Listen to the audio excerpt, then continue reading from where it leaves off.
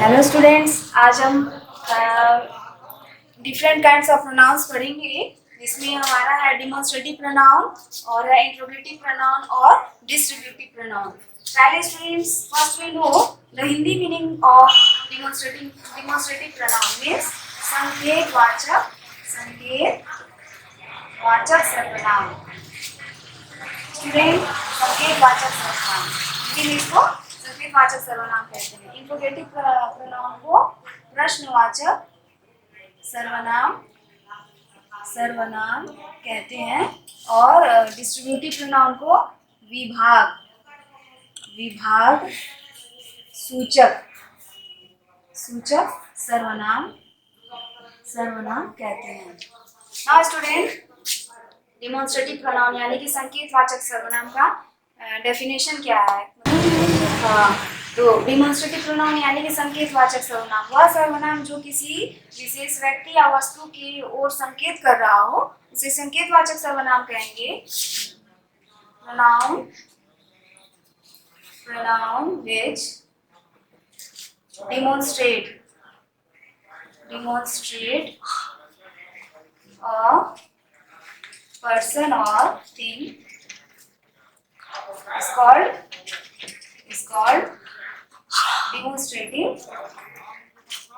demonstrative pronoun। Student, इसके कुछ examples हैं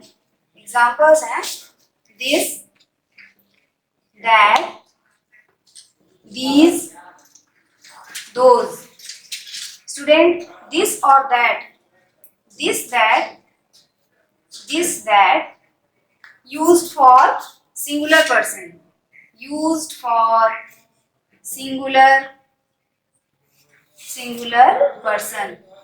यानी कि दिस और दैट किसी एक व्यक्ति या वस्तु की ओर इशारा करता है यानी कि डिमॉन्स्ट्रेट करता है।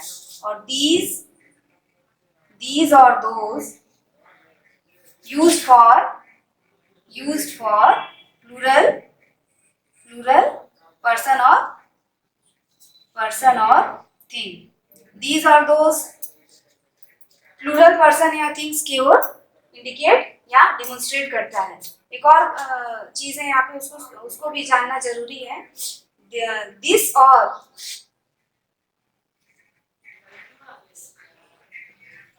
और दीज, ये दिस और दिस किसी पास के वस्तु या पास के पर्सन की ओर डिमॉन्स्ट्रेट करता है। पास के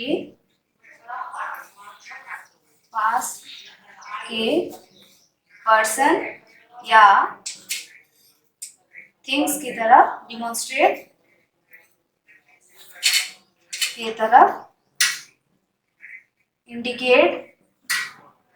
इंडिकेट करता है। और दैट और दोज दूर के पर्सन या थिंग्स की तरफ इंडिकेट करता है। Indicate for far away person और थिंग्स। कुछ एग्जांपल्स हैं स्टूडेंट्स, सेंटेंस के एग्जांपल्स हैं। दिस इज योर बुक, वैसे ही दैट इज योर बुक। फिर से पढ़े उसी को। That is your book. और एक और एग्जांपल दीज का ले लेते हैं, तो दीज आर फ्लावर्स। वैसे ही दोस्त के भी सेंटेंस बन सकते हैं। स्टूडेंट, अब देखिए इंट्रोगेटिव प्रोनाउन यानी कि प्रश्नवाचक सर्वनाम वह सर्वनाम जो प्रश्न पूछता हो, ठीक है, उसे प्रश्नवाचक सर्वनाम कहते हैं। यानी कि the pronoun which asks question is called interrogative pronoun। Example है इसके what, who, whose, which, why। ये सारे एग्जाम्पल्स हैं। इसके कुछ सेंटेंस के भी आप लोग देखिए कैसे बनाया सकता है। व्हाट से आप सेंटेंस बना सकते हो। What do you want, what do you want. हाँ, इस पे ध्यान रखने की बात ये है, you have to be note that when you complete that interrogative sentence you have to put a question mark. Now student, interrogative pronoun के बारे में भी आपको कुछ समझ में आया होगा। अब हम चलते हैं डिस्ट्रीब्यूटिव प्रोनाउन की तरफ, यानी कि विभाग सूचक सर्वनाम। इसका मतलब होता है वह सर्वनाम जो बहुत सारे व्यक्तियों या बहुत सारे वस्तुओं के बीच किसी एक व्यक्ति या एक वस्तु के बारे में बताता हो या इंडिकेट करता हो, उसे ही विभाग सूचक सर्वनाम कहते हैं। यानी कि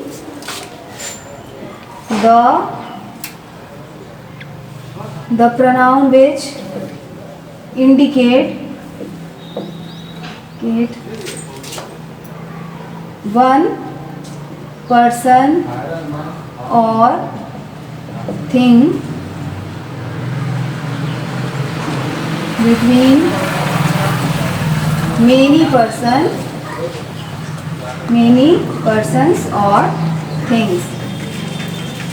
ठीक है, वह सर्वनाम जो बहुत सारे पर्सन्स और बहुत सारे चीज़ों के बीच में किसी एक पर्सन या एक चीज़ के बारे में इंडिकेट करता हो, उसे ही डिस्ट्रीब्यूटिव प्रोनाउन यानी कि विभाग सूचक सर्वनाम कहते हैं। इसकी एग्जांपल्स हैं, एग्जांपल्स ईच, आइदर,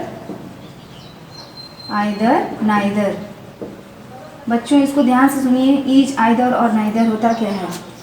ईच को हिंदी में प्रत्येक कहते हैं, प्रत्येक। आइदर को दो में से कोई एक, और नाइदर का मतलब होता है दोनों में से कोई भी नहीं। ठीक है स्टूडेंट। हाँ स्टूडेंट्स, तो आपको समझ में आया होगा। इसके हिंदी भी जानना जरूरी होता है, क्योंकि आप दोनों को साथ लेकर के चलेंगे तो आपको अच्छी जानकारी मिलेगी और आप अच्छे से सीख भी सकते हो। तो ईच का मतलब हो गया प्रत्येक, मतलब हर एक। आइदर का मतलब हो गया दोनों में से कोई एक, और नाइदर मतलब हो गया दोनों में से कोई भी नहीं। अब इसका सेंटेंस अगर हम बनाते हैं तो ईच से आप इस तरह की सेंटेंस बना सकते हो। Each of the picture, each of the picture is beautiful। each of the picture is beautiful यानी कि प्रत्येक पिक्चर क्या है, ब्यूटीफुल है। अब दोनों में से कोई एक, यानी कि आइदर से एक सेंटेंस बनाते हैं। आइदर ऑफ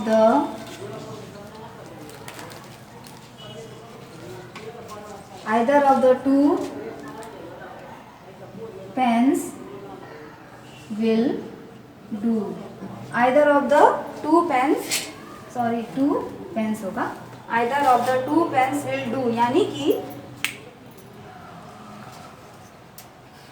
दोनों में से, यानी कि दोनों कलम में से कोई एक कलम से काम चल जाएगा। इसका ये मतलब होगा दोनों कलम में से कोई एक कलम से काम चल जाएगा।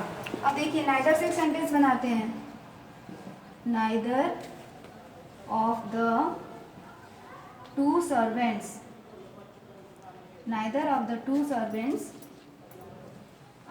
was present यानी कि neither of the two servants was present means दो सर्वेंट में से कोई भी एक प्रेजेंट नहीं है। स्टूडेंट थैंक्स, आपको समझ में आया होगा।